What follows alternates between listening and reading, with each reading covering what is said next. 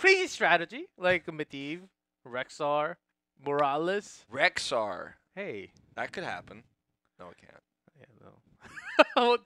They're well, I told you a long time ago, and it happened. What about Witcher's? Yeah, that was like in Witcher's, 2016. yeah, a long time ago. What about Witcher's Medivh. cooldown? It's like pretty Oh, alright. cooldown. His cooldown is pretty Yeah, good. Good for consistent the wave cooldown. clear. Yeah, Morales.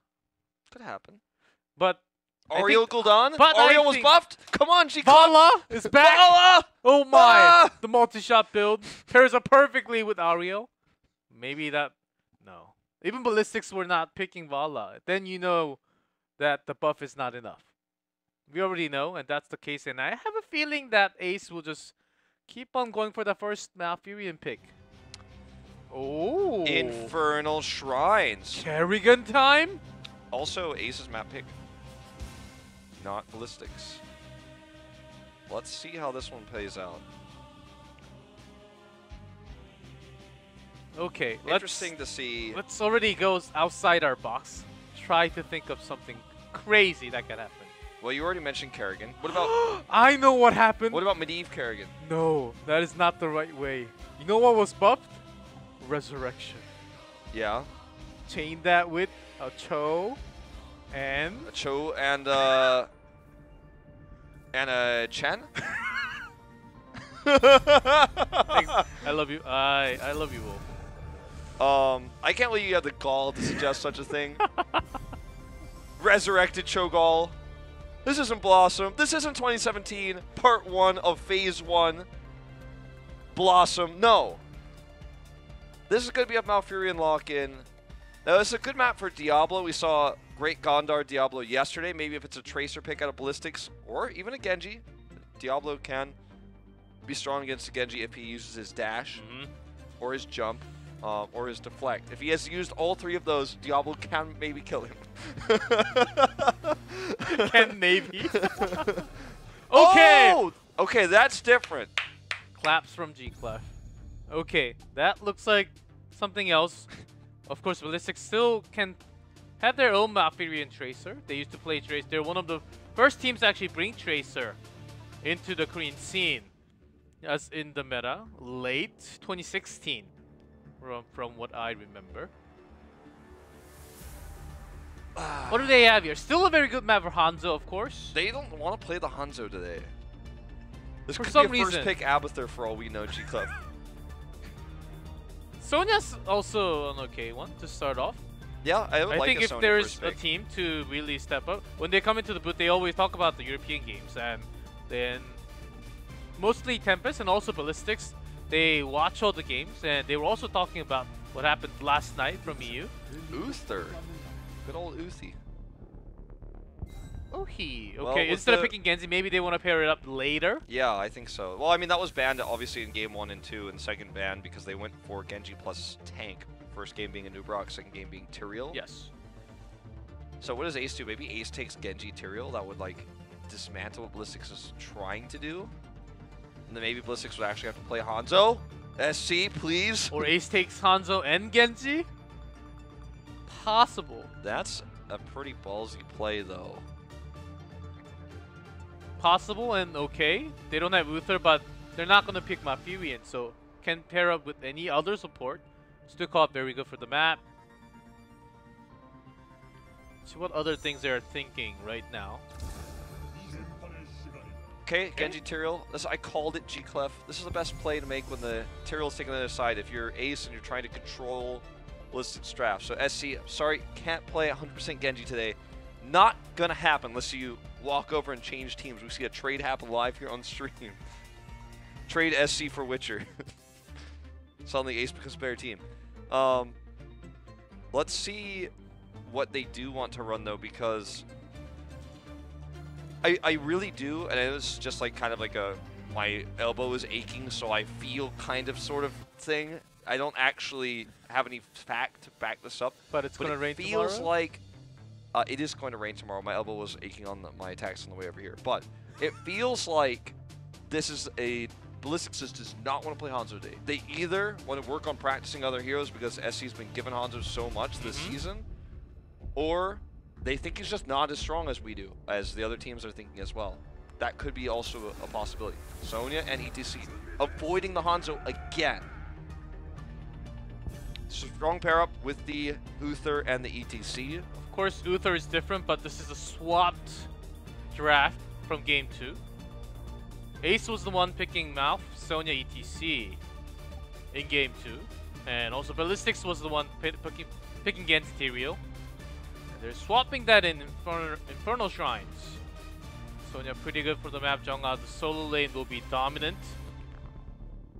This could just be a ban onto the Hanzo. I mean, Ace probably thinking the same thing I'm thinking though. Yes. Ballistix just doesn't want to play the Hanzo today. Maybe ban Tychus. So a possibility of seeing Mage here as well, but this doesn't pair as well with the Uther. Wow. Was buffed. 34 extra damage to the multi-shot. There you go. Was it 30 or was it 50? I don't know exactly how much it was. It was like not a lot though. But hey, you know, buffed. That's another SC hero. Okay. Put the Genji away, which is SC's only hero today. He's not playing Hanzo. They're like just trying to get him to play Hanzo super bad. Like, no Vala. Play the Hanzo SC. Ace can still play Hanzo, so Ballistix could consider that right now. Otherwise, could look for a ban onto like a Malthael as a solo lane ban. Well, Lyric is dead in Korea, by the way. He has not played a single time. Ripped the Skeleton King. For a few times Ooh, Avatar, okay. This is a reverse draft. Of course, makes sense to ban Avatar. I was thinking maybe of a Li Ming, which has been not appearing at all. Because Ballistix has that ETC. Maybe not really even considering that happening because they have the Divine Shield Uther. But once Phoenix comes in, Leoric will be coming in. I think it's a pretty good pair up with that clan. Entomb Cracker. Yes, Entomb Cracker. That's the pair. Planet Tomb.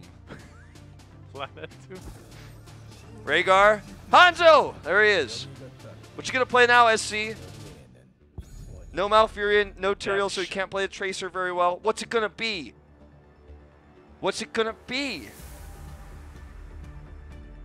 This is the most interesting place we've been in for this team since we came back from Eastern Clash. The most, the most predictable team for drafting, but tonight they have just not been follow anything. This is gonna be a Zul'jin Lucio lock-in. SC plays Lucio, flexes, double support Zul'jin. All right, are we following? Are you following me, G Club? No. Are you with me, man? No, it's gonna be Cho'Gall. Cho'Gall? SD nodded right after you said that. She knows that. It's very subtle. It's like, oh, seems like a Cho'Gall would be a good pick here. We will double support Raynor. Like we have 2 picks possible, and it fits the best. We have an ETC to pair up with. What else do we need? What happened in this draft? They're gonna go Greymane Gul'dan. Okay, well that's no fun. This looks like a Hero League draft. It's like, okay, all right, like, except it's the opposite of normally, and normally it's like we need a healer in the tank in the last spots, and everyone's like, ah, okay, and they lock it in. This guy's just like, all right, like, no one wants to play DPS, come on. What DPSs do you guys have? Or, like, look at my profile. I only play DPS, I have no support, I have no tank. And he's the 5th pick.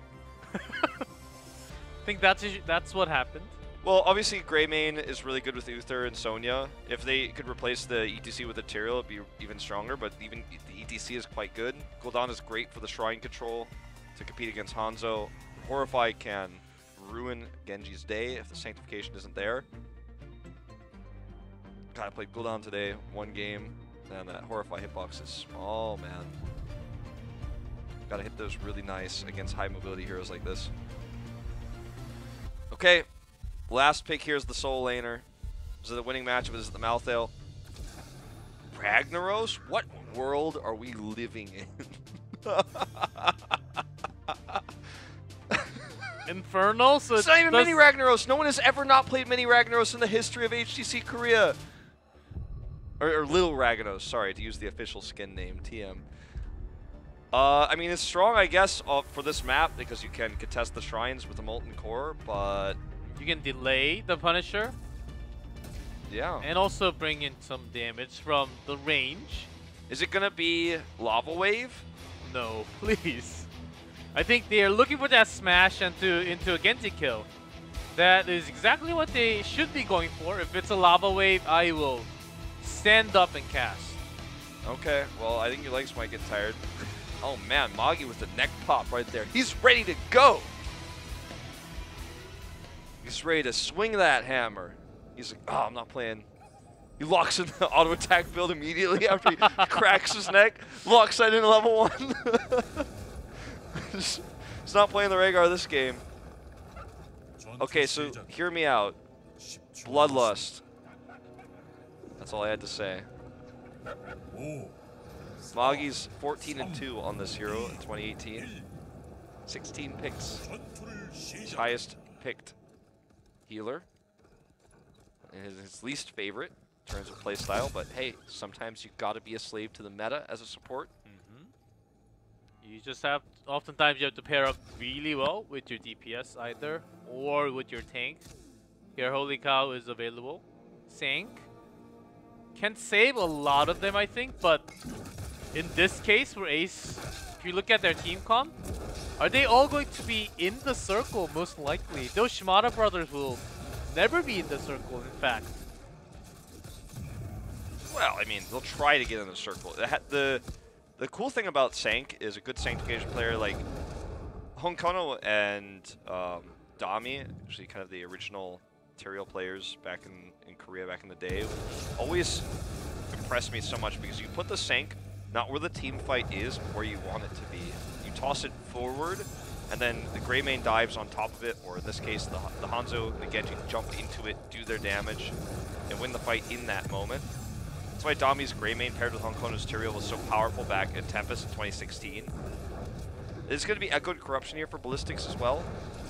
So that's something they're going to look to farm quite a bit.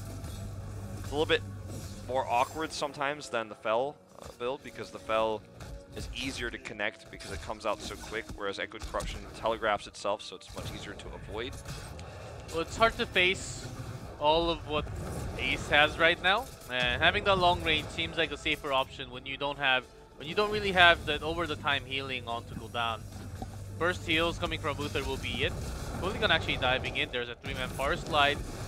SDE is harassed here. Might actually have to life drain to survive. Yeah, he does, and he even pings for help. He's like, look guys, I'm Gul'dan. So if you want me to kill him, like I gotta take my life away to get my mana. Rag wasn't here for the fight, so he had to kind of back away for the 45. By the way, solo matchup between Ragnaros and Gul'dan. Sonya roaming. Actually looking for a pick right now. For a second, Gul'dan had the better position to not lose less EXP of the wave. But I think he just went up for the second there. Hero getting blown up. Has to get over the wall here. Ends up being okay. I will say, I have been pretty impressed with KCB's play today on the ETC. Let's see how well he does on the Tyrael now. He just had really bad matchups all the time against Hooligan, but still doing pretty okay as a solo ETC, not really having the support too much from the teammates.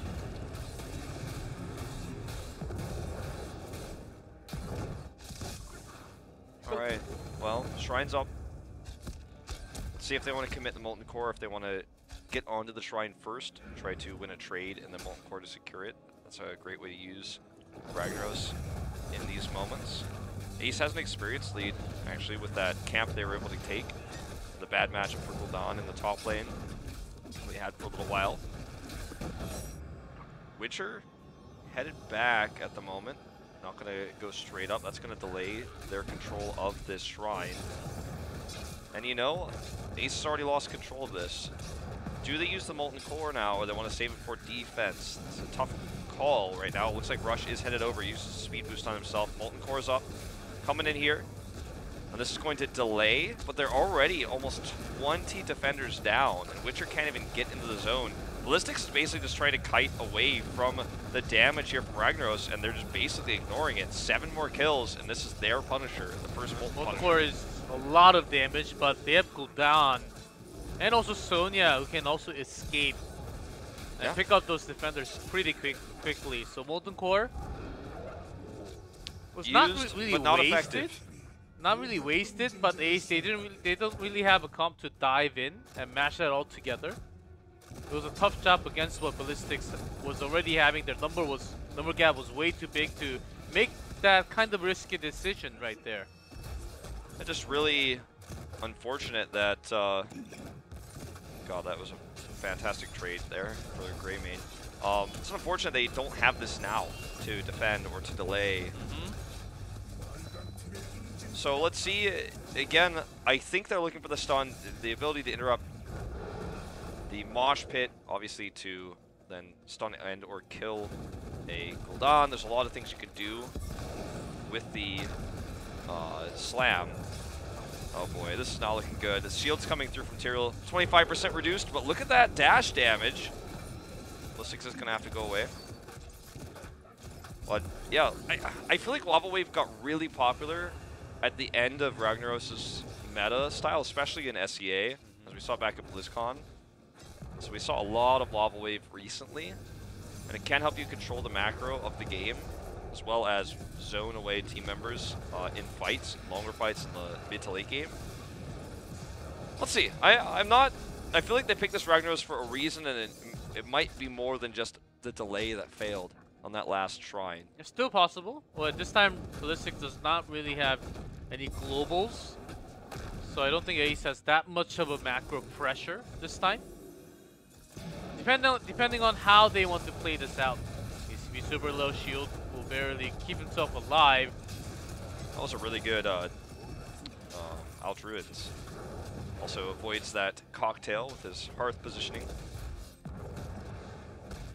All I can think about right now is, you know, why the Ragnaros of all heroes they could have picked. It's not a winning matchup against the Sonya.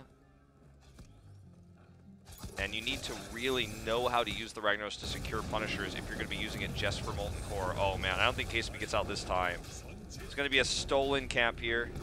Only hits Hooligan and finishes his quest. Ragnaros is pushing hard in the top lane. This is very risky because he doesn't have any escapes. Sonya's going up there right now as we speak to punish this. 10 available for Ballistix, now ready for Ace.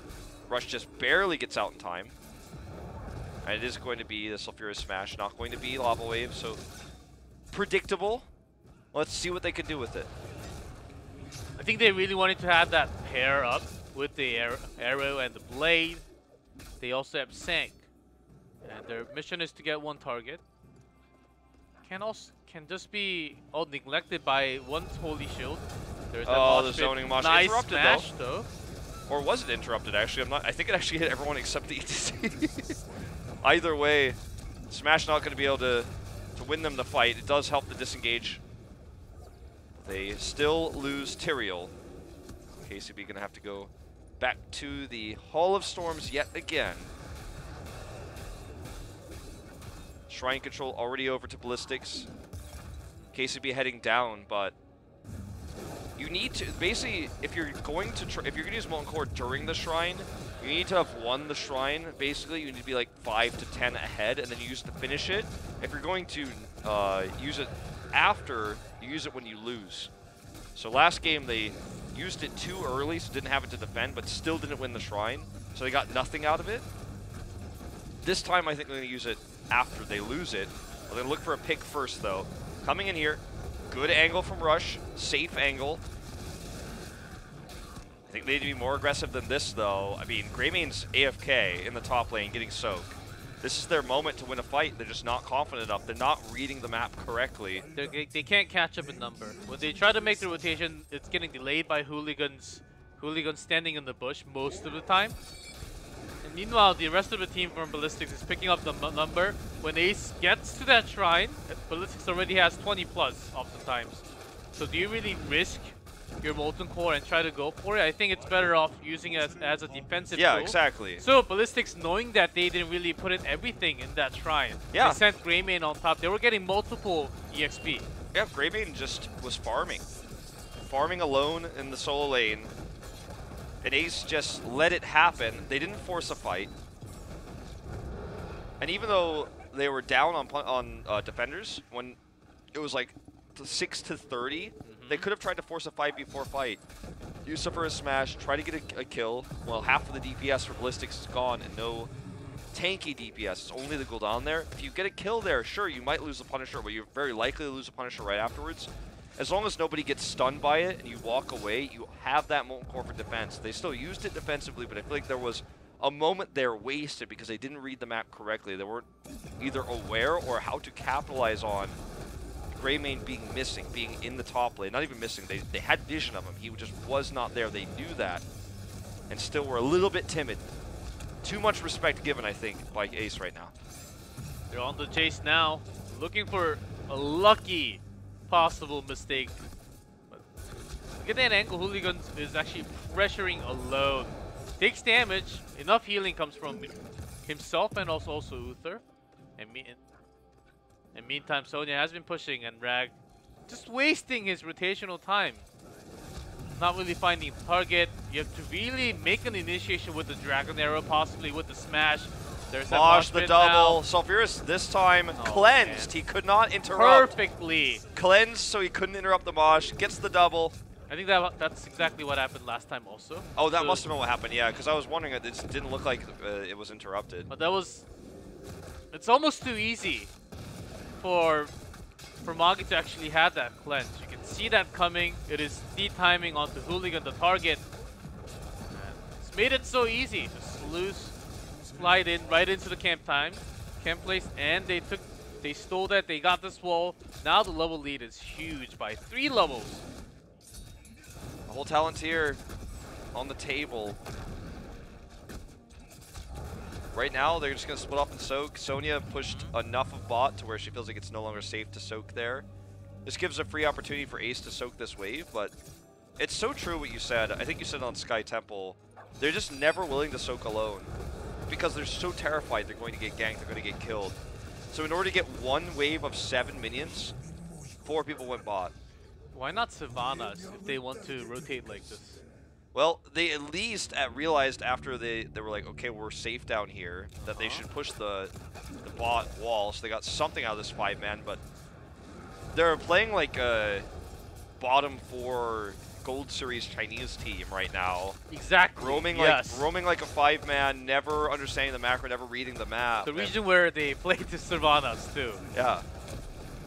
They're just roaming safely, but never punishing rotations, never... I keep saying it, but never really looking at the mini-map. When you see so many heroes top like that, you can make a play in mid and bot to double the experience gain when you know Ballistix is grouped elsewhere.